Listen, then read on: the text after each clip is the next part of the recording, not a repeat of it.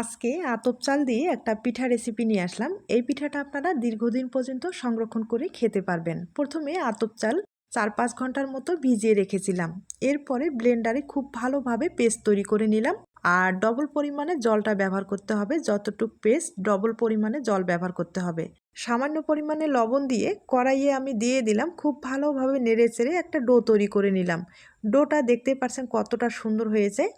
আর এই ডোটা কিন্তু ঠান্ডা করা যাবে না, গরম অবস্থায় খুব ভালোভাবে হালকা করে একটু মথে নিতে হবে। এরপরে একটা সিরিঞ্জের সাহায্যে এভাবে কিন্তু তৈরি করে নিতে পারেন। আর এই পিঠাটা কিন্তু খেতে ভীষণ টেস্টি হয়।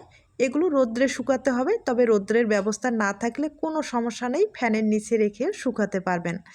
আর আমি শুকিয়ে নিলাম। এরপরে কয়েকটা পিঠা আপনাদের তেলে ভেজে দেখিয়ে দিচ্ছি। আর মিষ্টিটা পছন্দ করলে হালকা একটু চিনি ছড়িয়ে দিলে পিঠাটা খেতে ভালো লাগবে।